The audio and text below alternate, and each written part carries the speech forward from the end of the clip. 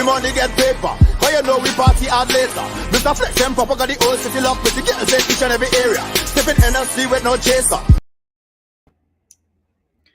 Good afternoon, good evening, and good night, depending on where in the world you are joining us from. I am Alluminati, and this is the Crypto and Cognac podcast show. As always, powered by Alti.com, the one-click crypto wallet for Telegram, WhatsApp, and soon enough, Discord. And as always, we are fueled by Hennessy TT. Today, it's the first episode of season 2, so I'm doing some celebrating with some Hennessy XO, and I'm also extremely excited about my guest today. He needs very little introduction, but I'll do a little bit. He is His Excellency Gabriel Abed. He is the ambassador of Barbados to the United Arab Emirates. Gabriel, good day. How are you? I'm fine. How are you doing? I'm good. Thank you very much again for being with us today to have a little conversation about the regional crypto environment. Before we get there though, a lot of people may know of you.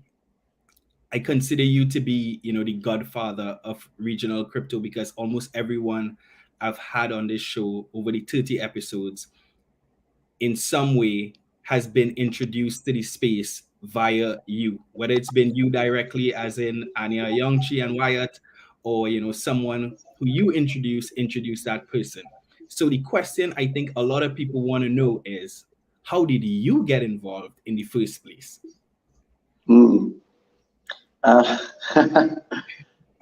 So I'm what you'd consider an old boy in this field. I've been around crypto as long as it's existed. I got into it because I actually got an education in the topic in the field of network security.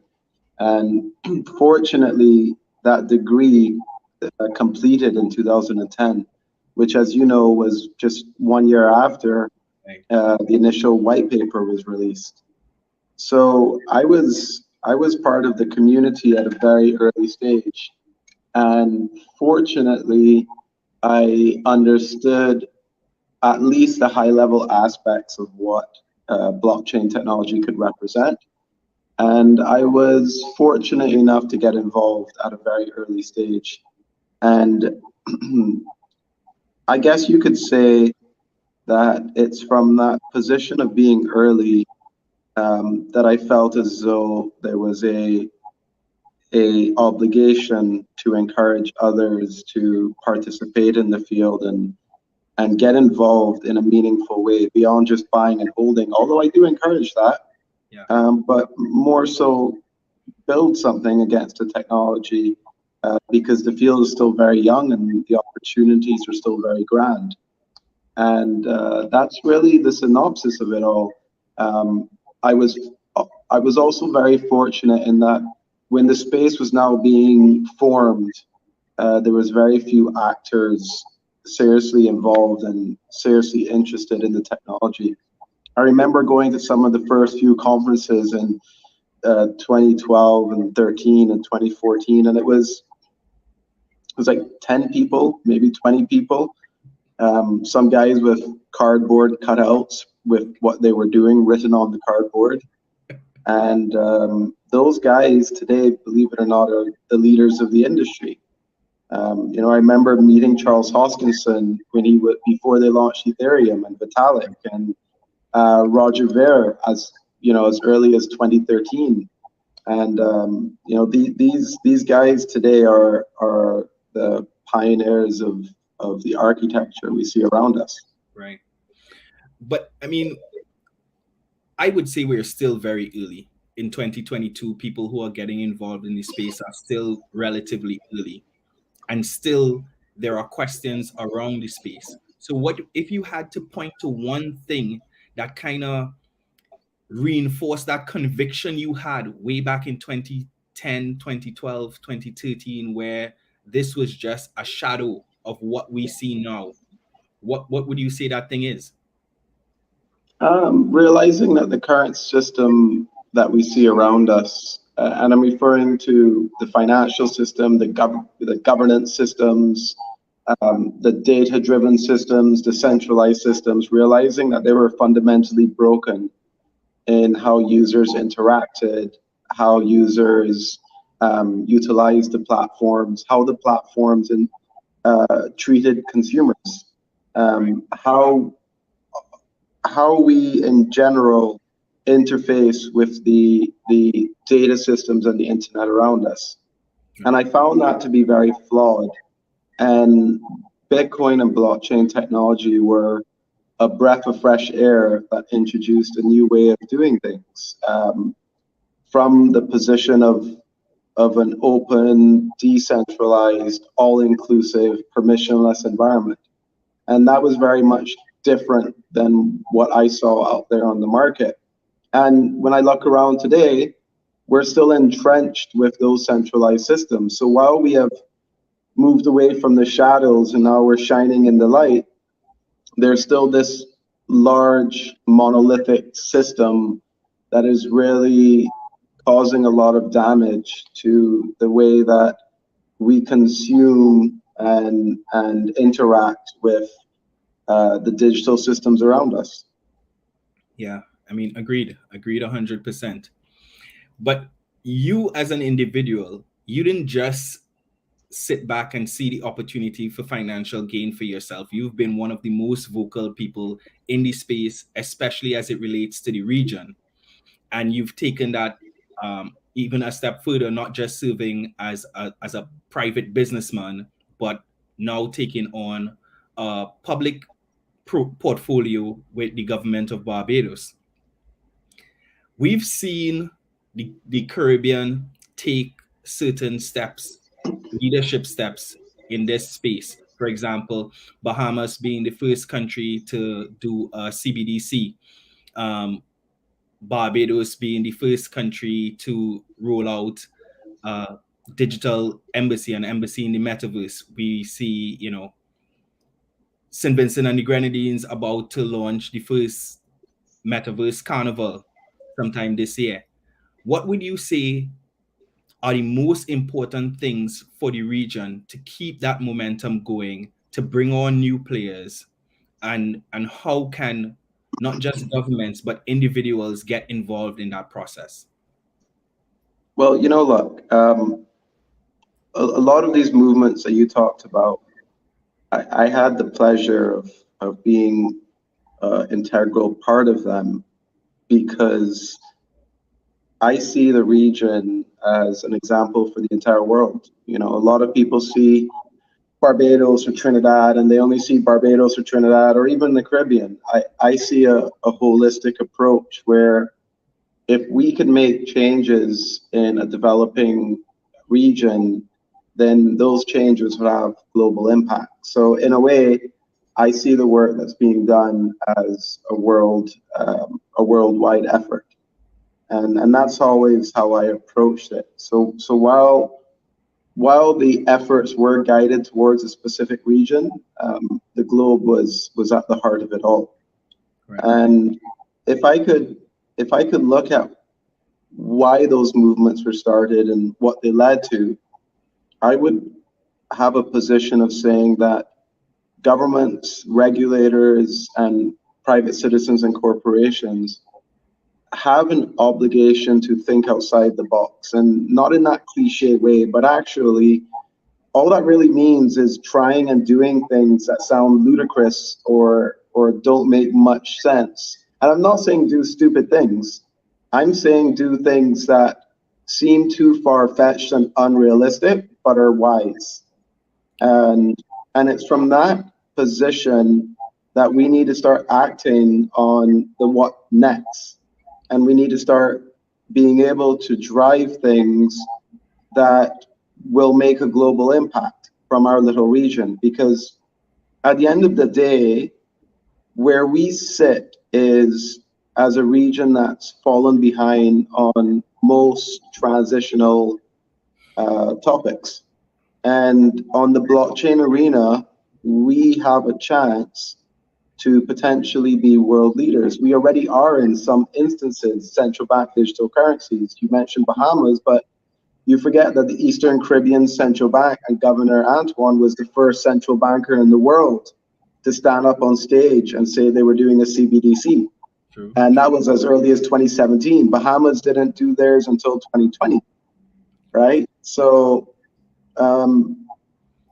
the item here is focusing on the what next, piloting those new innovative ideas, biting the risk and understanding that this does come with a level of taking on things, knowing that they could potentially fail and being okay with that failure. You know, that's one of the major issues in the Caribbean, is that we're scared of failure. So we toe the line and we stick to what we know, which is madness for us to continue to do. And it's when we start to take on new things, you train people, you start educating your populace, you start getting global media coverage, you attract talent, you attract investment.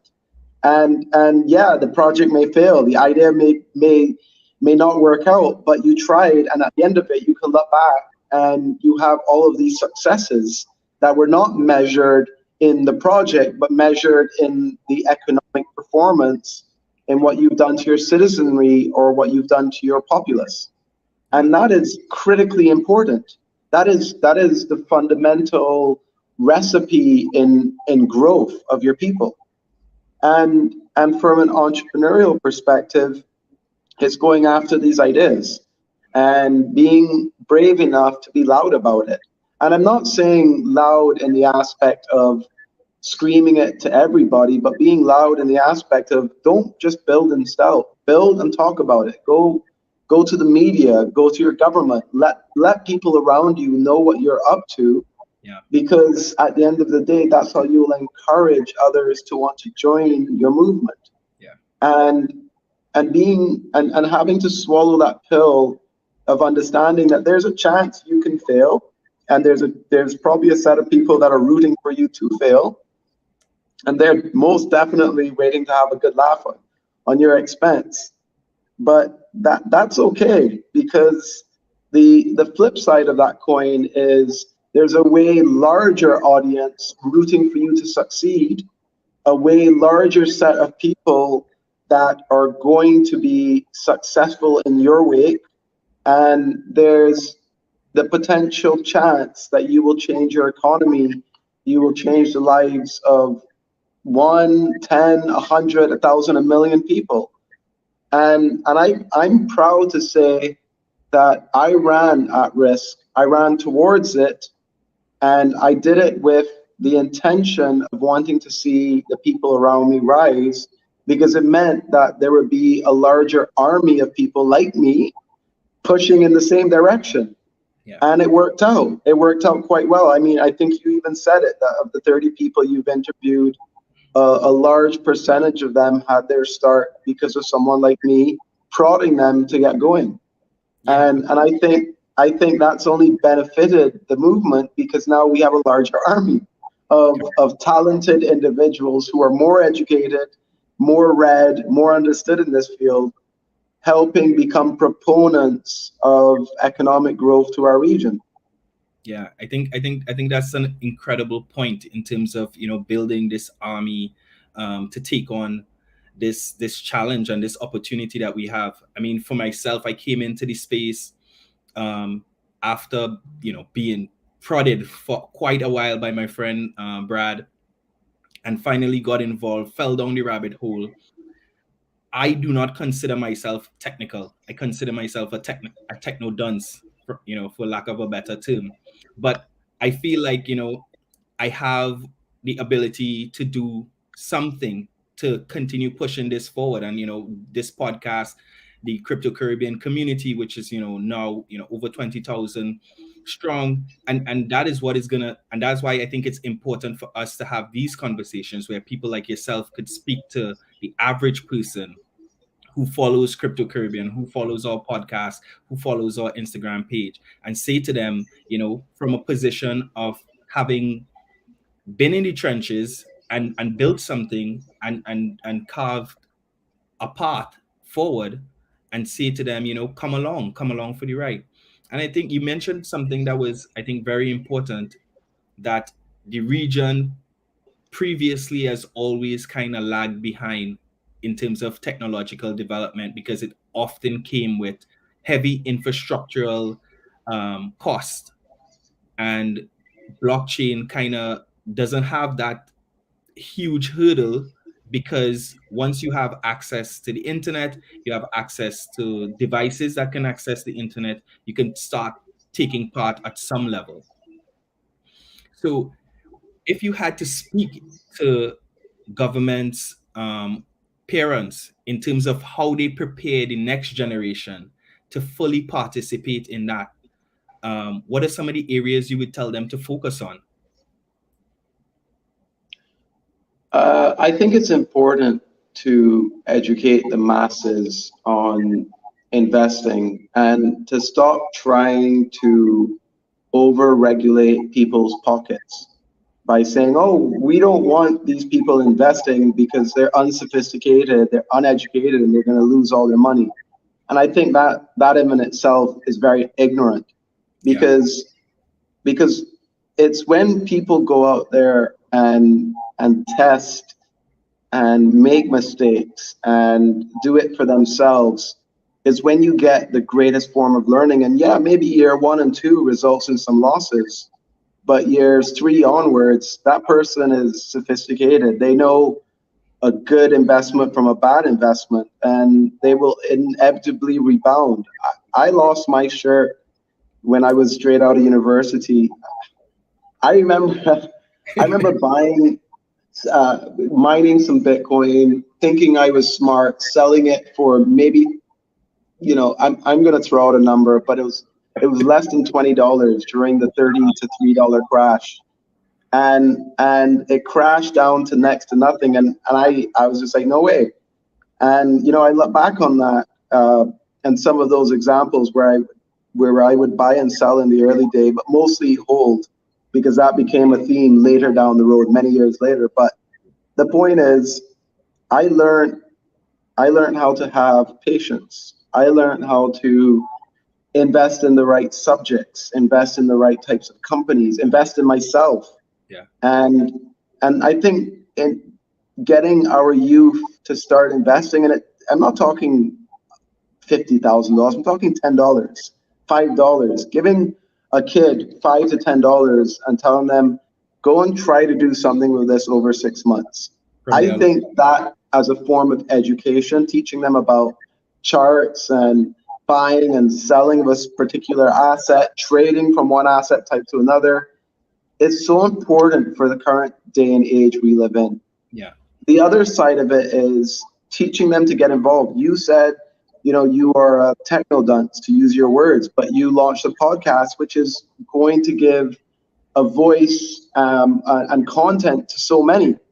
And that is doing your part. It's getting parents and the government and the guardians to get those around them to do their part and get involved. If you're not a lawyer, then you're an accountant, or you're just a teacher, whatever it is, there's a role for you to play. And it's playing to those strengths and even trying to get into new roles. Maybe one could be support, maybe one could be client services.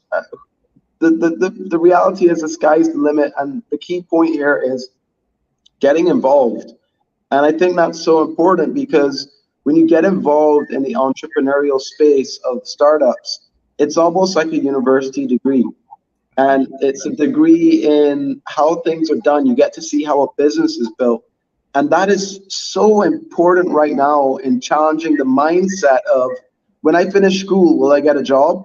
That should switch to, when I finish school, or even before I finish school, what company am I going to start? And I think we need to get our people thinking this way. And look, there's no issue with having a job. I'm currently in a job myself as an ambassador. The issue is that when you think that is your only direction forward, and the reality is we need our people thinking like entrepreneurs, willing to start businesses and understanding that if you don't have all of the skills, guess what? Go get a partner or partners who do. And before you know it, you would have all the ingredients to that recipe called a startup. And we need to really push that. I would say those two key components, education around investing and generally education in general, the appetite to want to learn on your own. You know, we are so accustomed to walking into a classroom and being told this is your syllabus and this is what you will learn. But in life and in business, no one gives you a syllabus, especially when you're pioneering something new. No one says follow these rules and follow these steps. And that's why the entrepreneurship and startup, it's so important, because you learn that unorthodox, unwritten, no rules driven environment. And we need our kids to start thinking that way. Yeah. So, I mean, I could keep going on about the various aspects, but I think those are the major pillars that we need to push on. Okay, great stuff. I mean, one other point I wanted to kind of touch on, I know your time is short, but what we experience in the Caribbean, especially, I mean, it's a global situation, but particularly in the Caribbean, we see that the banks tend to be a bit adversarial to the crypto space. And onboarding into the space has become a bit of a challenge. We've seen people like Prime Minister Mia Mottley, you know, stand up and say to banks, you know, you guys need to remember who your customers are and do better and that kind of thing. But why do you think banks are one, adversarial, seem unwilling to seek the information and gain the appropriate resources to understand the space? Because to me, it doesn't even seem like it's only about crypto being a threat. It seems like a total unwillingness to even acknowledge it within the region, particularly. There's a couple of issues. I'll start with the basic ones, and these are the ones that the banks typically stand behind. You have compliance, KYC, AML, and regulation. And they would stand behind the regulatory frameworks and say, well, there's no regulatory framework for cryptocurrency, and therefore we're not allowed to touch it as a regulated institution. And that really is not the case, because when a new product comes out that a bank can get involved with, all they have to do is submit a product request application to their regulators. And you don't see banks doing that actively, at least not in the region. So it shows a great level of unwillingness to move with the times. The other side of it is the myth that cryptocurrency is only used by drug users and cartels and all these bad actors. So the banks stand behind that and saying, we don't want to support something that could potentially get us de-risked or get us in hot water with some regulator or the other. But the reality is, you know, when the motor vehicle was introduced, the automobile was introduced, I'm very sure that those that were breeding horses didn't come out in support of an engine, right? And what I'm trying to say is, everything that decentralized finance and blockchain-driven technologies, i.e. smart contracts and the ability to have clarity and settlement of these advanced systems, it does everything a bank can do. And ultimately, you're threatening the profit centers of these institutions. So they're less inclined to implement such systems in their environment. And that is 100% the reason. They're not willing to take on the risk to enable a system that inevitably is going to make them obsolete. And they will tell you that's not the reason, it's because of AML and KYC and regulatory frameworks and de-risking, and that's a load of bollocks. And I've been dealing with the banks for so many years that I can tell you firsthand, they're just not willing to become educated. They're being willfully blind and ignorant to our field. And I think that is one of the saddest things about this arena. But the great part about it is we're starting to see the tools come about that make banks obsolete. I mean, when I think about buying a property, and I attempted to go through a particular financial institution to utilize their mortgage environment, and the red tape that one has to go through, the onerous activities that, granted, some are regulatory based, some are process based, but just how difficult it is for the average Caribbean person to get a loan. And then you go and look at something like liquidity.org or any one of these lending platforms, and it's submit collateral, borrow. And it's 2 seconds, you are automatically approved by a smart contract. And you look at that, and this is technology that's under 5 years old. If you sit back and you realize the writing is on the wall for these players. And I don't see a future where these financial institutions, without being reformed and reimagined, have a role. They simply are unrealistic, uncompetitive. Their fees are eye gouging. Their systems are still, in some cases, paper-based. There's still lines that you have to go stand up in. You're treated almost like a criminal. It's just a very unjust and unfair system, and the banking system really only works for those who have money, and that's not fair. Yeah, I mean, you said a couple of things there that ring so true. I mean, but we've seen this movie before. We've seen industries or industry players who've tried to resist technology.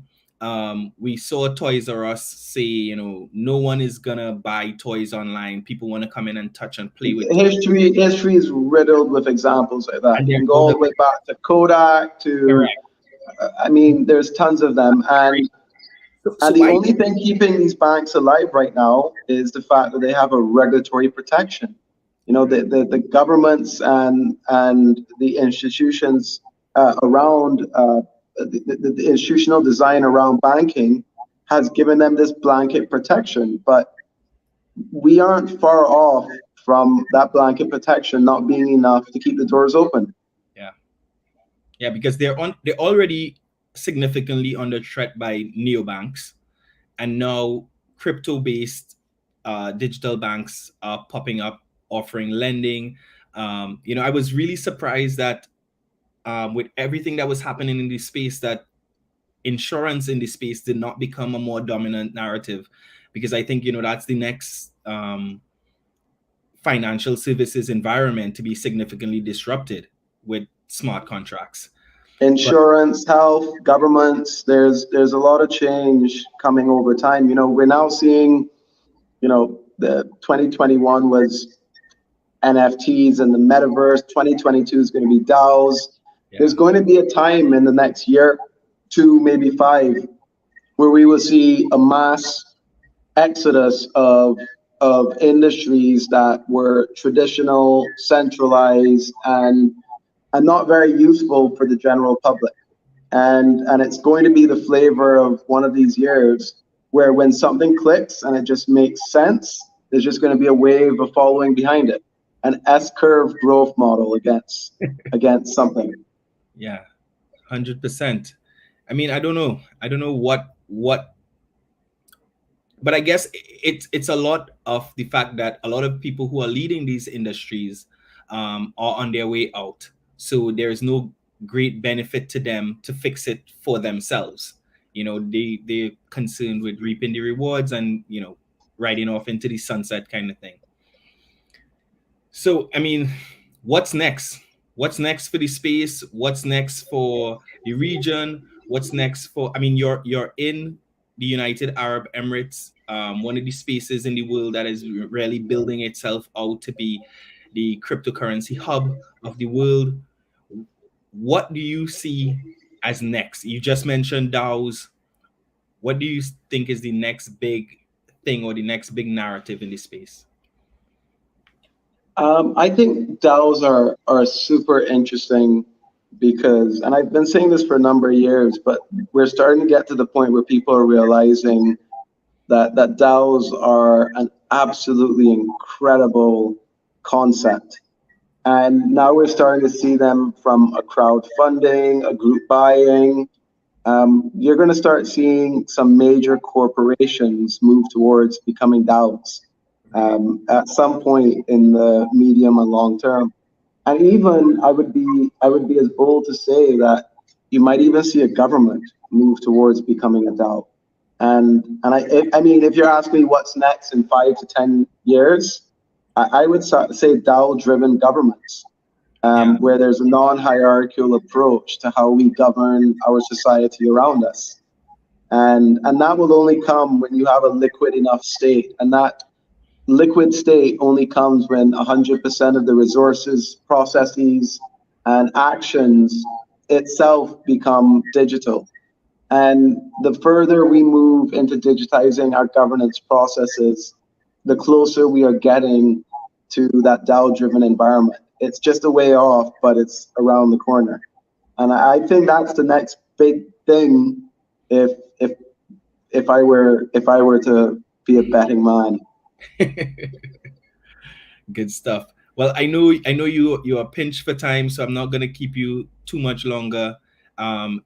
If you had to leave one takeaway with our community, one nugget as they, because a lot of people are now getting involved. We are in a period of correction in the market, or maybe at the beginning stages of a bear market. So people are scared from the financial investor side. But what would you say to someone who is interested in getting involved? And the technology is still good. The technology was good yesterday. It's going to be good tomorrow. It was good last week. And if you let the price influence you in getting involved in this field, then you probably shouldn't get involved. And if you're only coming for the price, then you're missing the main show. And the main show is the type of business or opportunity at hand that you can really deliver to your market. So you can make money and make impact at the same time. And I think that's a way better bet than just trying to make a simple buck. So, if you're scared about the price and quote unquote bear market, then this probably isn't the industry for you. But I would say with the highest level of confidence that the technology is still damn impressive. It's still something that I think is extremely disruptive. I don't think we've seen even the tip of the iceberg on what the potential of decentralized distributed ledger technology can do as yet. Thank you very much for that. Guys, you heard him here. His Excellency Gabriel Abed, Ambassador of Barbados to the United Arab Emirates. Gabriel, thank you very much for taking time out of your extremely busy schedule to be with us today. We look forward to seeing you again soon. Hi, everybody. Take care.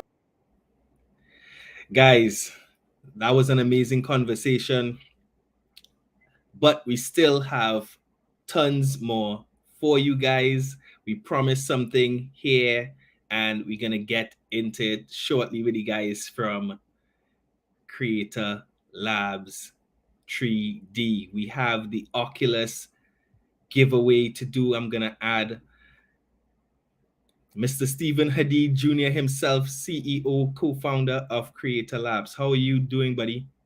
Your mic is muted. Not too bad, man. Very nice to be here. Thanks for having me on again, of course. And congrats on season 2. It's been a great episode thus far. Listening to Gabby speak. So it's congrats on season 2. Congratulations.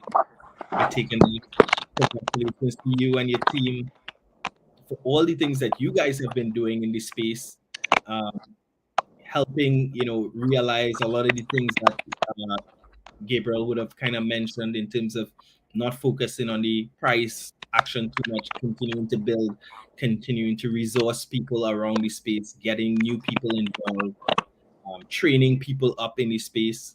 Congratulations on your new office. I mean, definitely you guys are pushing forward with tech, and congratulations to you. But the reason we are here is that for the last few weeks, you guys have been running a competition that is gonna allow one person to walk away with an Oculus Quest 2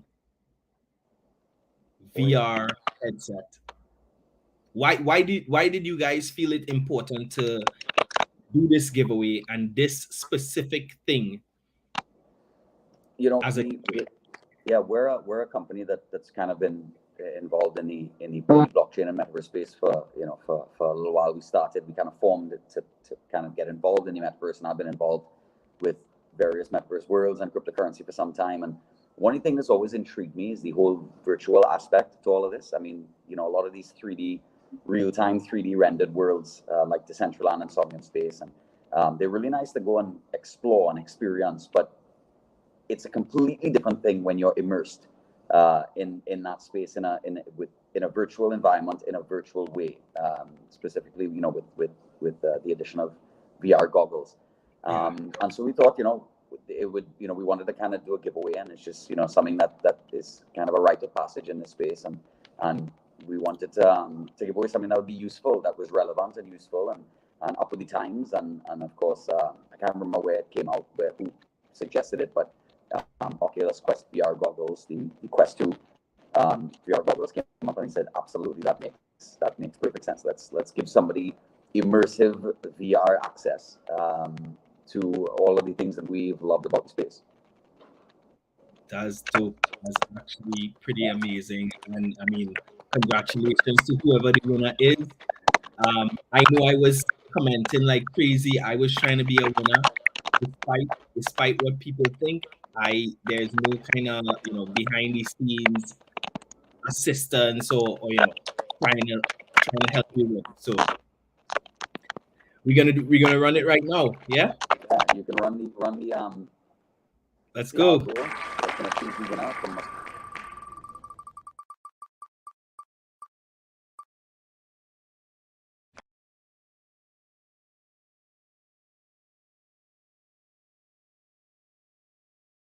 Zoe the kid. Congratulations. Zoe the kid, congratulations. Is that an Instagram handle or is that a Twitter handle? I believe that's an Instagram handle, or I think it's both actually. Okay. Instagram, yeah. Okay, congratulations to Zoe the kid. You have won yourself the Oculus Quest 2. I mean, I can't say I'm not jealous of you. Would have loved to be the winner myself. I feel like these guys have something in their back pockets. So I'm gonna stay tuned to their page. You don't just give away one quest and just call it quits. So I think I'm gonna stick around and pay attention. Yeah, we'll have some more giveaways for sure. Huge, just want to say from the Creator Labs family, huge congrats to the Zoe Kid one. I'm gonna let the people in charge of that department get in touch, and we'll get some information from you, and we'll get you your Quest 2. Yeah, and I mean, I would love for Zoe to, when she gets, or he gets their Quest, post about it, tag us, tag Crypto Caribbean, tag Creator Labs, so we could see you running into some walls in as you play in this virtual space. Stephen, thank you very much for being with me today. Thank you for having us out. Thank you for helping us out with this giveaway. Congrats on again season 2 and everything. We look forward to tuning in every week, of course, and all the best to you as well. Thank you very much, buddy. Have a blessed one. Guys, that brings us to the end of episode 1, season 2 of the Crypto and Cognac podcast show. Look forward to seeing you guys each week, Thursday, 8 p.m. We're going to be back at 8 p.m. We had to do some time coordinating because Gabriel is in the UAE, and that's why we're so appreciative. It's, you know, heading towards midnight there right now, so we appreciate him for taking the time out of his long day. Guys, don't forget to check us out on all social media platforms. We are at Crypto_Caribbean on Instagram, as you see below there. We are at Crypto Caribbean. The O is actually the number 0 on Twitter. And of course, make sure and like, subscribe, and share this video. That is how we're going to get the algorithm to keep pushing amazing crypto content, and not just crypto content, but Caribbean crypto content to the people who need to see it. Like Gabriel said, be a part of this army that is building in this region. Guys, thank you all for sharing time with me. I look forward to seeing you guys. As I say, always, awareness is important. Adoption is inevitable. Bless. See you guys on the flip side.